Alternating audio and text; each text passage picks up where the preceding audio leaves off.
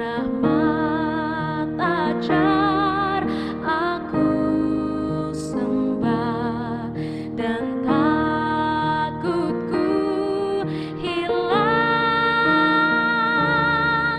Percayaku kelak bertambah, rahmat aku pegang. Rantaiku lenyap, aku bebas, Tuhanku telah menebusku, dan rahmat-Nya penuhiku, kasih sempurna tiada sudahnya.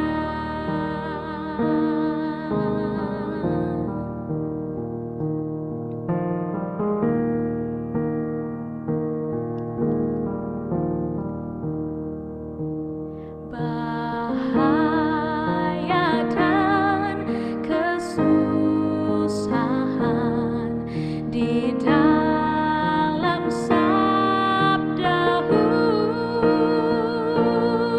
rahmat berikan keselamatan menuju Kanaan.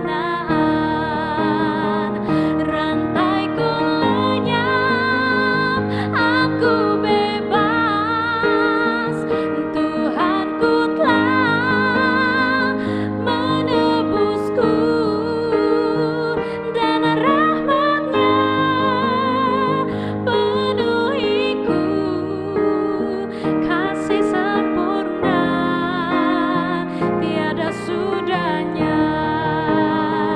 Rantaiku lenyap, aku bebas, Tuhanku telah menebusku,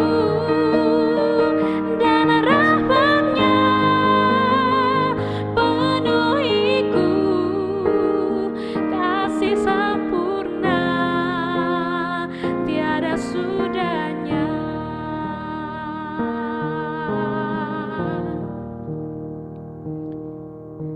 Sesudah 1000 tahun kebenaran nyata, kita terus puji Tuhan kerana rahmat-Nya, kerana rahmat-Nya, kerana rahmat-Nya.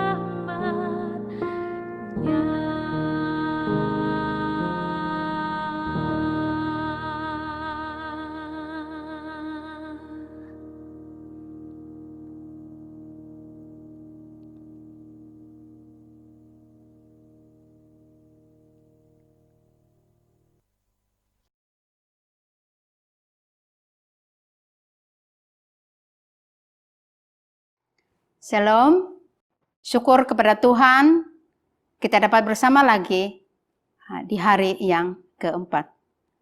Renungan kebangunan rohani secara online yang bertemakan kasih karunia Tuhan amat menakjubkan.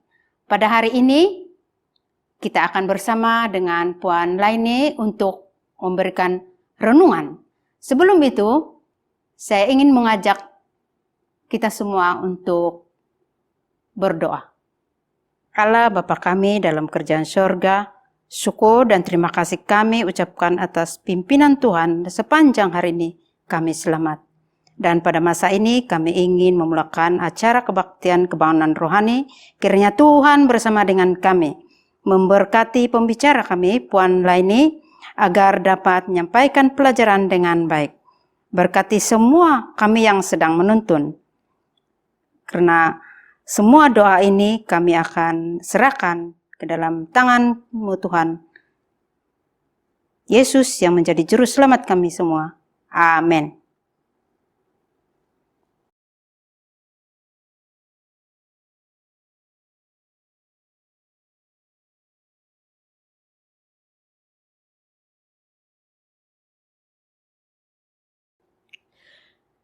Shalom dan selamat bertemu kembali ke dalam acara KKR Online Pelayanan Wanita Wilayah 1. Dan pada hari ini kita akan sambung renungan kita ataupun pelajaran kita yang bertemakan kasih kurnia Tuhan yang menakjubkan.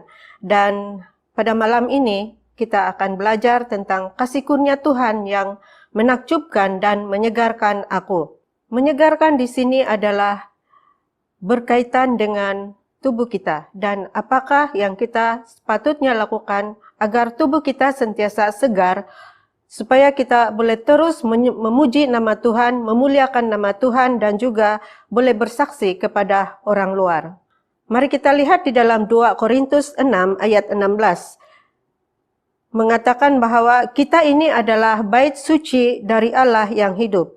Berarti tubuh kita ini adalah bait suci dan apa yang seharusnya kita boleh lakukan supaya tubuh kita ini sentiasa segar.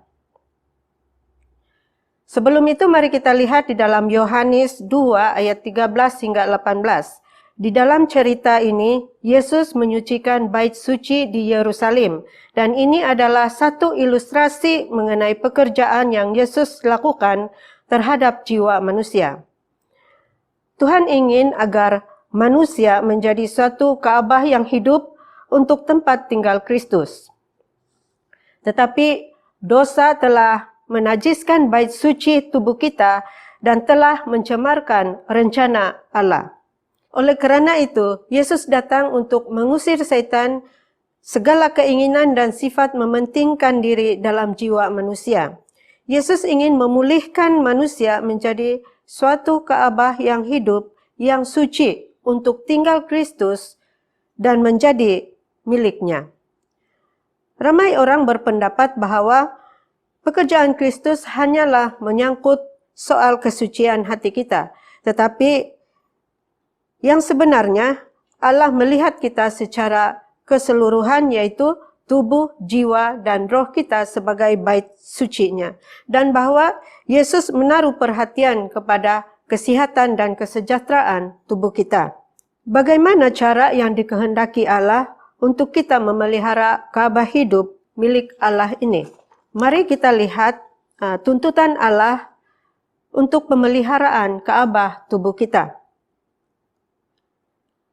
Allah memberikan syarat memelihara Ka'bah tubuh kita berdasarkan fakta bahwa Dialah Khalik, pemilik kita yang memelihara dan menebus kita. Di dalam 1 Korintus 6 ayat 19 hingga 20, atau tidak tahukah kamu bahwa tubuhmu adalah bait Roh Kudus yang diam di dalam kamu, Roh Kudus yang kamu perolehi dari Allah dan bahwa kamu bukan milik kamu sendiri. Sebab kamu telah dibeli dan harganya telah lunas dibayar, kerana itu muliakanlah Allah dengan tubuhmu. Yesus telah membeli dan menyelamatkan kita dengan darahnya. Kasihnya begitu besar sehingga dia mengorbankan dirinya untuk menyelamatkan kita.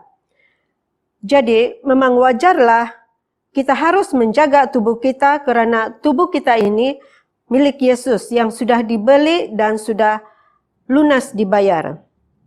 Seterusnya mari kita lihat kepedulian Allah tentang Ka'bah tubuh kita. Di dalam Keluaran 20 ayat 5, Aku Tuhan Allahmu adalah Allah yang cemburu.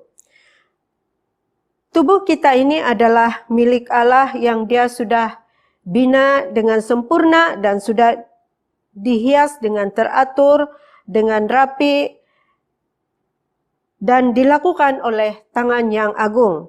Jadi memang wajarlah Allah cemburu jika kita tidak menjaga tubuh kita ini, sebab tubuh kita ini adalah milik Allah. Kepedulian Allah atas Ka'bah tubuh itu jelas dinyatakan di dalam amarannya dan juga larangannya terhadap penggunaan yang salah terhadap tubuh kita. Dan semuanya jelas tertulis di dalam Alkitab. Di dalam 1 Korintus 3 ayat 16 hingga 17. Tidak tahukah kamu bahwa kamu adalah bait Allah dan bahwa Roh Allah diam di dalam kamu. Jika ada orang yang membinasakan bait Allah, maka Allah akan membinasakan dia.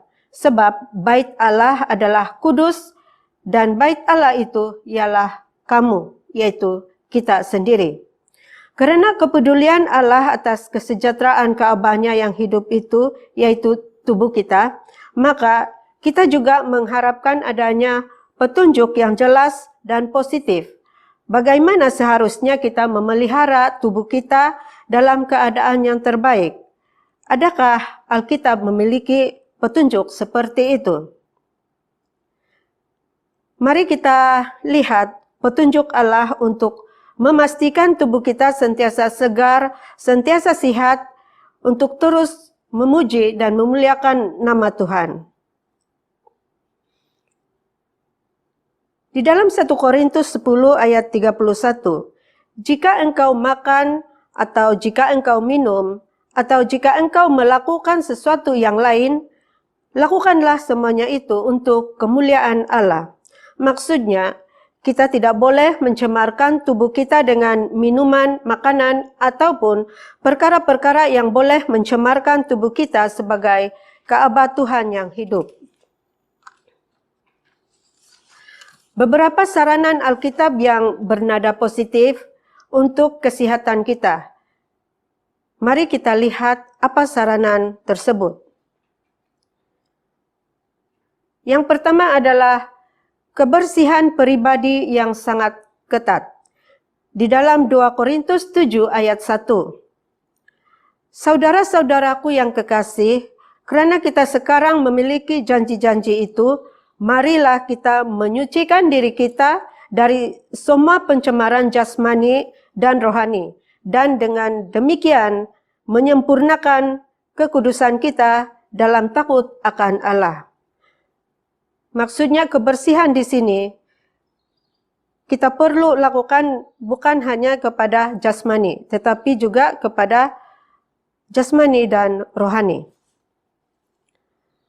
Yang kedua adalah isolasi penyakit infeksi ataupun pengasingan daripada penyakit berjangkit. Ini tertulis di dalam Bilangan 5 ayat 2 hingga 3. Perintahkanlah kepada orang Israel supaya semua orang yang sakit kusta, semua orang yang mengeluarkan lelehan, dan semua orang yang najis oleh mayat disuruh meninggalkan tempat perkemahan. Baik lelaki maupun perempuan haruslah kau suruh pergi, supaya mereka jangan menajiskan tempat perkemahan di mana aku diam di tengah-tengah mereka. Dan seterusnya adalah di dalam Imamat 13 ayat 45 hingga 46. Orang yang sakit kusta harus berpakaian cabik-cabik, rambutnya terurai dan lagi ia harus menutupi mukanya sambil berseru, najis, najis. Selama ia kena penyakit itu, ia tetap najis. Memang ia najis, ia harus tinggal terasing di luar perkemahan. Itulah tempat kediamannya. Begitulah caranya orang-orang dahulu mengasingkan orang-orang yang terkena penyakit berjangkit supaya orang lain tidak terkena jangkitan. Jadi sekarang ini di musim pandemik COVID-19 kita haruslah mengikuti saranan KKM untuk mengelakkan diri daripada terkena jangkitan virus corona. Yang ketiga adalah membakar barang-barang yang terkena penyakit berjangkit. Di dalam Imamat 13 ayat 47 hingga 52. Di sini mengatakan semua barang-barang yang terkena penyakit berjangkit dia harus dibakar. Ini untuk memastikan orang yang lain, orang yang sihat tidak terkena penyakit berjangkit. Yang keempat adalah makanan bersih dan sihat. Ini di dalam Kejadian 1 ayat 29. Berfirmanlah Allah, lihatlah, aku memberikan kepadamu segala tumbuh-tumbuhan yang berbiji dan segala pohon-pohonan yang buahnya berbiji. Itulah yang akan menjadi makananmu. Seterusnya di dalam Imamat 11 ayat 1 hingga 47, di sini dia memberikan panduan binatang apa yang boleh kita makan dan tidak boleh dimakan. Kelima adalah minuman yang tidak memabukkan. Di dalam Amsal 20 ayat 1, anggur adalah pencemooh, minuman keras adalah peribut. Tidaklah bijak orang terhuyung-huyung karenanya. Jadi kita harus mengelakkan diri kita daripada minuman yang memabukkan dan menjaga tubuh kita agar kita sentiasa segar dan juga sentiasa dapat memuliakan nama Tuhan. Yang keenam adalah mencegah makanan yang berlebihan. Ini tertulis di dalam Lukas 21 ayat 34. Jagalah dirimu, supaya hatimu jangan syarat oleh pesta pora dan kemabukan, serta kepentingan-kepentingan duniawi. Dan supaya hari Tuhan jangan dengan tiba-tiba jatuh ke atas dirimu seperti suatu jerat. Banyak makanan yang memang kita boleh makan, tetapi sekiranya makanan yang dibolehkan makan itu kita makan dengan berlebihan, dia akan menyebabkan tubuh kita sakit. Jadi, kita haruslah mengelakkan diri daripada mengambil makanan yang berlebihan dan mungkin boleh menyebabkan penyakit kepada tubuh kita. Yang ketujuh adalah olahraga dan istirahat yang cukup. Di dalam Keluaran 20 ayat 8 hingga 11, di sini Tuhan mengingatkan kita untuk menguduskan dan beristirahat pada hari yang ketujuh. Sebab 6 hari lamanya Tuhan menjadikan langit dan bumi, laut dan segala isinya, dan ia berhenti pada hari yang ketujuh. Itulah sebabnya Tuhan memberkati hari Sabat dan menguduskannya. Dan di dalam Markus 6 ayat 31, lalu ia berkata kepada mereka, marilah ke tempat yang sunyi supaya kita sendirian dan beristirahat seketika. Ada kalanya kita harus bersendirian untuk beristirahat seketika daripada kesibukan duniawi. Seterusnya adalah fikiran bersih dan positif. Di dalam Filipi 4 ayat 8, jadi akhirnya saudara-saudara, semua yang benar, semua yang mulia, semua yang adil, semua yang suci, semua yang manis, semua yang sedap didengar, semua yang disebut kebajikan dan patut dipuji, fikirkanlah semuanya itu. Jadi kita haruslah memikirkan semua yang bagus-bagus supaya dan mengelakkan diri kita daripada fikiran yang tidak bagus. Yang seterusnya adalah gembira, bersyukur dan percaya pada Allah. Di dalam Amsal 17 ayat 22, hati yang gembira adalah obat yang manjur, tetapi semangat yang patah mengeringkan tulang. Kita haruslah sentiasa bersyukur dan juga sentiasa bergembira. Dan itu adalah beberapa saranan dalam Alkitab sebagai panduan kita untuk menjaga tubuh kita. Kerana tubuh kita ini adalah milik Allah. Apakah keuntungan yang kita dapat sekiranya kita menjaga tubuh kita?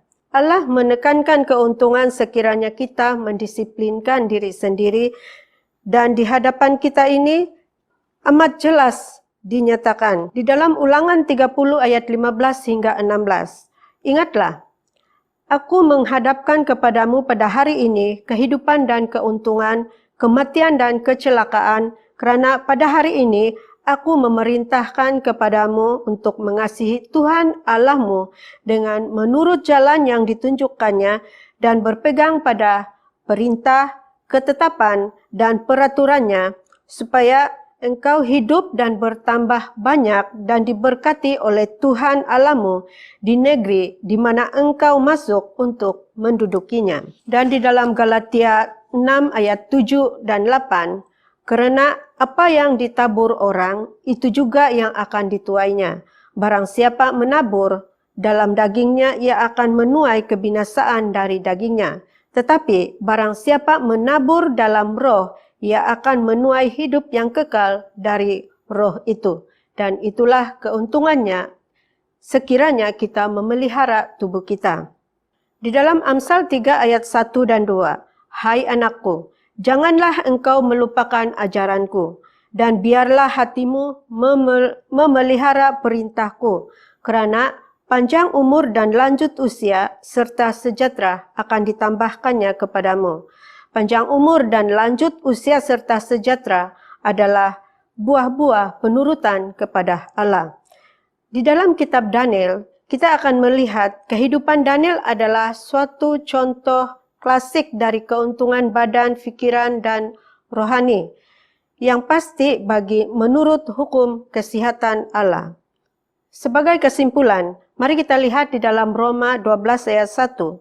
"Kerana itu saudara, demi kemurahan Allah, aku menasihatkan kamu supaya kamu mempersembahkan tubuhmu sebagai persembahan yang hidup, yang kudus, dan yang berkenan kepada Allah. Itu adalah ibadahmu yang sejati." Oleh itu, marilah kita sama-sama menjaga tubuh kita agar sentiasa sihat dan terus dapat memuji nama Tuhan. Tuhan memberkati. Mari kita berdoa. Tuhan Allah Bapa kami yang bertakhta di dalam kerajaan syurga, Tuhan yang sudah menjadi penebus dan penyelamat kami.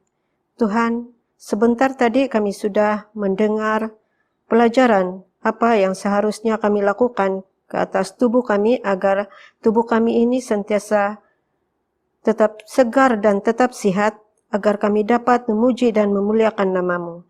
Biarlah apa yang kami pelajari itu Tuhan dapat kami terapkan di dalam diri kami, agar kami dapat memuliakan nama Tuhan dengan tubuh kami yang sihat dan juga segar. Ampuni kami Tuhan sekiranya kami sudah mencemarkan diri, mencemarkan tubuh kami dengan perkara yang Engkau tidak ingini. Terima kasih Tuhan atas penyertaan-Mu. Semuanya ini kami mohon di dalam nama Tuhan Yesus Kristus, Tuhan dan Juru Selamat kami. Amin.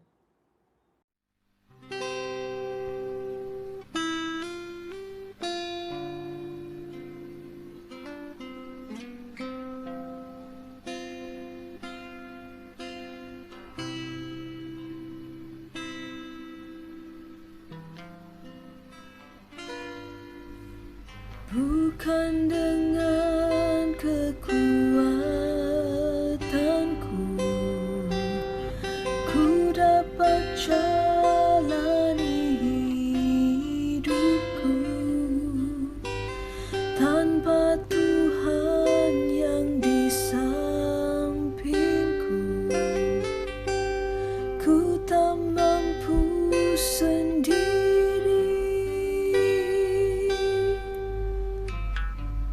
Engkaulah kuatku yang menopangku, ku pandang wajah-Mu dan berseru, pertolonganku datang dari-Mu. Peganglah tanganku, jangan lepaskan, Kaulah harapanku.